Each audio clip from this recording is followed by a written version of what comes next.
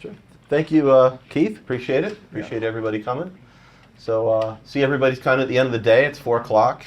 You guys have learned, been talking about a lot of stuff today, all kinds of different strategies. The goal has been manage your bankroll, try and beat the game, try and see what you can do to get an edge out there, and get in, get out, book a profit and leave. So now it's the end of the day, and we're going to change the whole script. I play a completely different way. I no longer track shoes. I developed a system, I wrote software, I tracked 25,000 shoes, entered them all into a database, ran all kinds of statistics on it, realized that I was making about 20,000 wagers a year, and at the end of which, it was single, maybe double digits between my wins and losses. It was so close to 50-50, it was hundreds of a percentage difference on how many hands I won versus lost. Now, on weekends, I won 50 more hands than I lost, and I'll have weekends that I lost 50 more hands than I won. But at the end of the day, when it came down to numbers in mass and in volume, it comes back to 50-50. So, learning that, I developed a system. I said, well, if I can't always win more than I lose, is there a way that I can manage my bankroll to work with my style of play? Because I'm not going to disagree that some of these strategies work and some of them make sense. A lot of them work sometimes. As a matter of fact, all of them work sometimes. All of them lose sometimes too.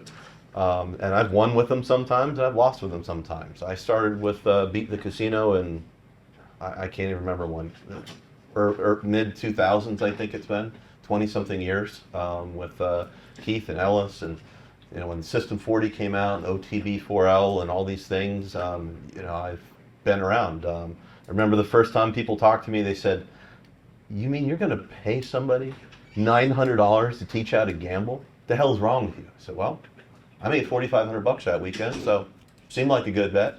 And they all laughed, but it worked. And for me, it's all about the money.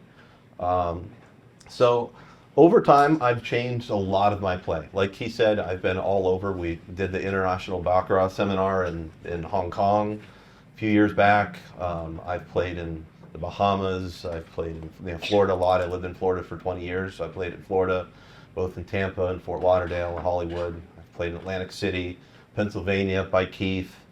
I took an RV trip around the country, popped in all kinds of cool places, played in Missouri and different places throughout. Of course, Vegas has always been a staple. I live here now, and before living here, I used to come here all the time. And recently, I started playing a little bit more out in California. And the main thing that I found, for those of you that aren't used to it and haven't been there, I've been to Macau and seen, just the mass players of people playing. I can tell you, I go to Commerce Casino probably twice a month, on average. That casino has more Baccarat tables running than I've ever seen anywhere, including Macau. Wow. They have more tables going right now than there are in all of Las Vegas right now. Out of every single casino in the entire strip, add in all the Stations casinos around, picture every single dealer dealing a hand right now. Right now there's more tables going on at that one casino. It's 150 plus tables. And it's going all day, 365 days a year. And it starts ramping up about 4 o'clock in the afternoon and just continues on till midnight. What's the maximum bets? I don't think they have one, to be honest. But if you want. I don't know. I mean, I've seen people bet $800 on Dragon Bet. I've seen well in excess of $10,000 bets taken on the table itself. They have 3 minimums that outside of the little high limit room. They have a little high limit room. It's got maybe 5 or 6 tables on it. They'll sometimes do like $200, $300 minimums in there. Usually, if it's busy, what they'll actually do is they'll put in a $10,000 or $25,000 buy-in requirement on those tables there. I stay out of there just because it doesn't fit my style of play. I mean, I can play at those stakes if I wanted to, but it doesn't really fit my style. And people don't really appreciate the way I play in that room, especially. The benefit for me is it's wild, wild west there. I can reach over the table. You got a table with 7 spots on it. 7 spots could mean 25 bets are on that table. Jeez. You can have on the same spot 2 people betting on banker and 3 people betting on player on the same spot. Somebody just reaches over the hand and goes, I've been in cases where I had bets on 3 different tables at the same time. All the tables full. If you see something great and it's a big run and it's 11 in a row banker run, you want to get on it, get on. Throw a little elbow. All of them do it, just reach out and go. The only rule really is don't reach over the person in the seat 1 who's the corporation banker, because in California you're actually not technically playing against the casino. You're playing against another player, and they have a company that employs somebody to sit there in the case that somebody doesn't want to do that. The way they do it out there is every 2 hands they put a little thing out and they offer anybody else on the table the right to bank the game, and that's what they have to do to stay legal, and most people don't take it. And if they don't, it just comes right back and the other person sits there. It's their job to sit there with a pile of money and bank the game. But the person dealing the cards is not the one that has the chips. When you come in, you buy chips from the dealer, but the chips that you win or lose comes from whoever's banking that hand, which typically is going to be the person on the sit 1. And if you reach over that person's shoulder, you're going to get some unhappy looks and somebody's going to come talking to you. But aside from that, everything's fair game. You can walk behind the dealers. Never seen that before. But you can literally walk right behind. You can walk behind the dealer and reach over the dealer's shoulder. And I kid you not. See, they don't love that, but they're actually, they frown less on that than frowning over betting over top of the one player on player 1, who, technically speaking, is no different than any other player on the table. But they got a little more money there than most. That's the interesting thing.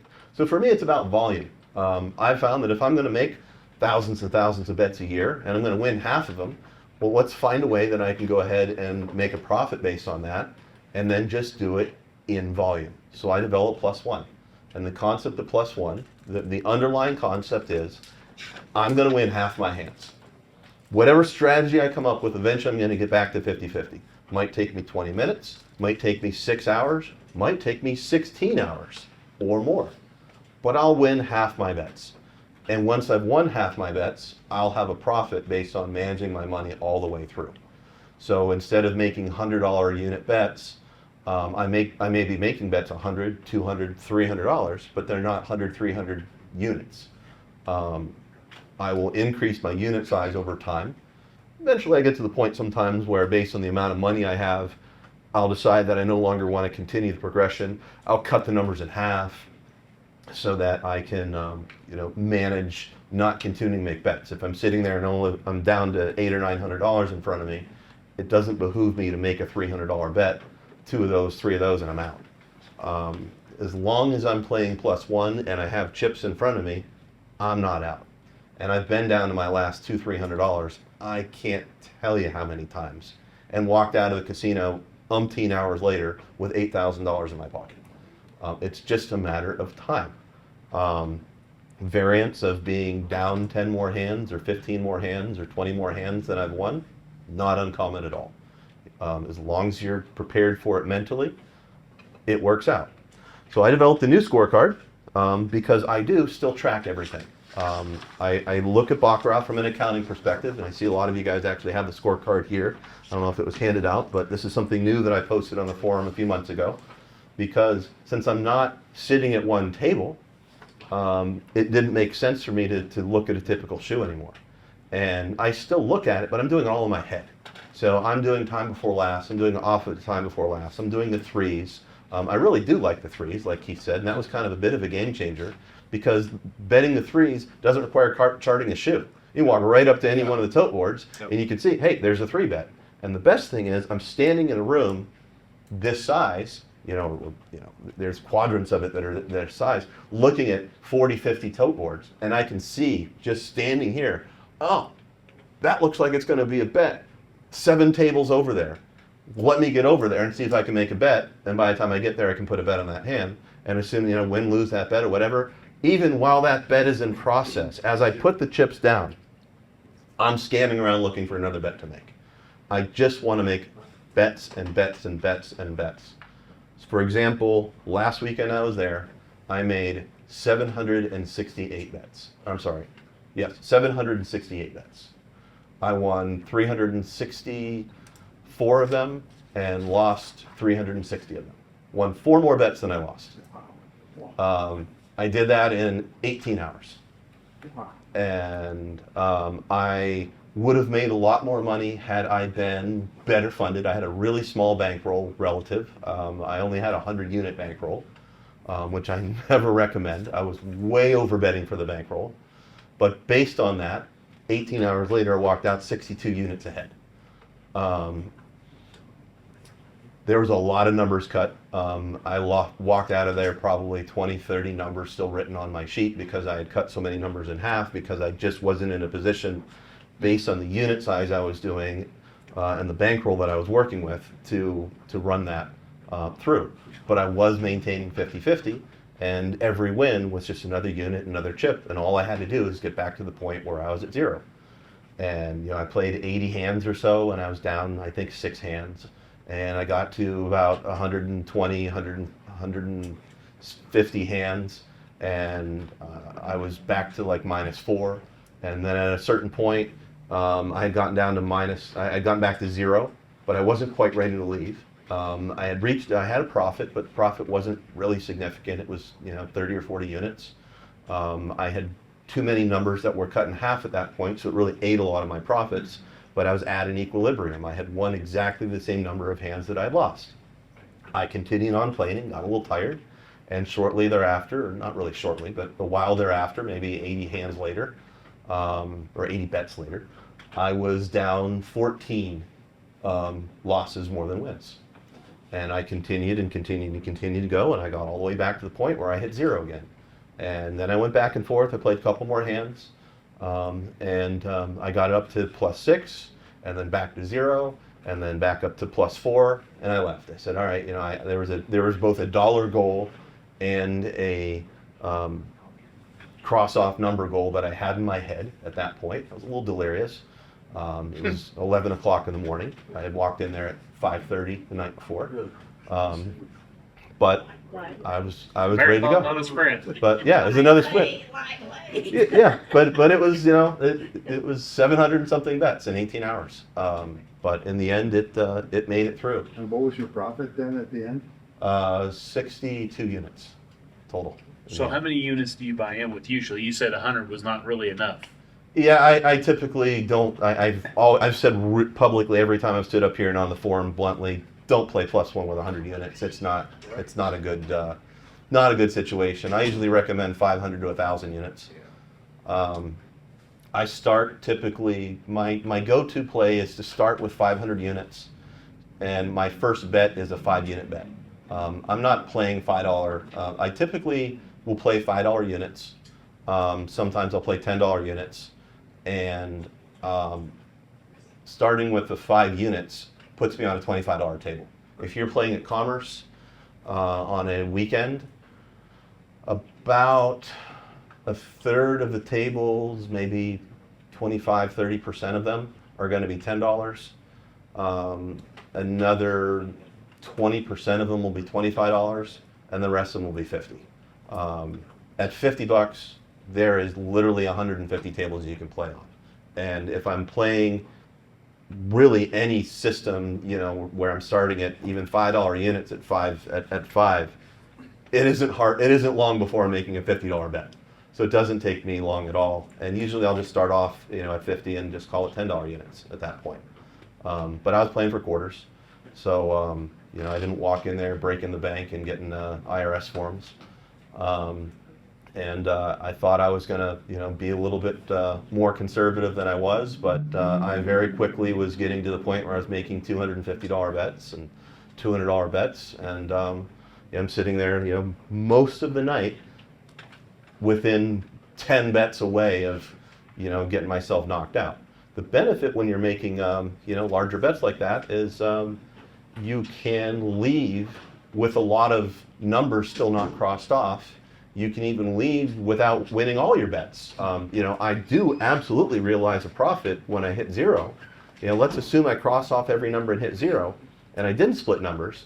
But with that back and forth of win one, lose one, win one, lose one, win one, lose one, you can still leave with 5 numbers crossed off, 5 more hands lost than one, and still have a A profit. little bit more information about what you're talking about crossing off numbers, because, Sure, like how the +1 actually goes. yes. So playing +1, the goal is I will make an initial bet, and for the sake of simplicity, let's not call it starting with 5 units. Let's call it starting with 1 unit. So I'm going to make a bet for 1 unit. I make the bet. If I win that bet, my next bet will be 1 unit, and I will continue. If I lose the bet, now I'm going to write down that bet that I lost. So I'm going to write down 1. In order to get rid of that 1, I have to bet 1 more unit than I had lost. So I have to bet 2. So my first bet was 1, and I lost it. Keith. Now I'm going to bet 2. Now if I win that bet, I'm going to cross off the 1 and start all over again. Now I've won 50-50 and I made a profit, made 1 unit. Obviously I didn't drive 4 hours one way just to do that. It's not going to work for me. If you're making $1,000 unit bets, sure, that's going to work. But walking into a casino with 500 units at $1,000 units, yeah, it raises a little bit of attention. And to your point of will they let you bet? I don't know if they're how well they're going to take that. And I will tell you, I wouldn't really want to walk around the casino floor carrying $100,000 because I've occasionally seen somebody walk up with a chip that is in a $1,000 denomination. It's the biggest denomination I've ever seen there. And the bankers that bank the game don't carry them. So if you make a $1,000 bet with a $1,000 denomination chip there, they will pay you in $100 chips. They don't even have $500 chips in their tray. The entire casino is sitting with $100 chips down to ones. They do ones, fives, 25s, and hundreds. And people will bet $500, $600, $800 on the Dragon bet that pays 40 to 1, and they will pay it out in $100 chips every single time. All right, so say you bet the 2 and you lost, you bet 2 again? So I'm going to bet 2 again, and let's assume that I lose that as well. So I lost 2. So I'm going to write it down. Keep betting 2 until you win a 2? I'm going to keep betting 2 until I win. So let's just assume I lost 3. Well, you're from 1 the to row. 1. Okay, you said you're 1 to 1, so I cross it off. Got a 2 and a 2 left. All right. So now to get rid of the 2, I'm going to bet 3. That's 1 more than 2.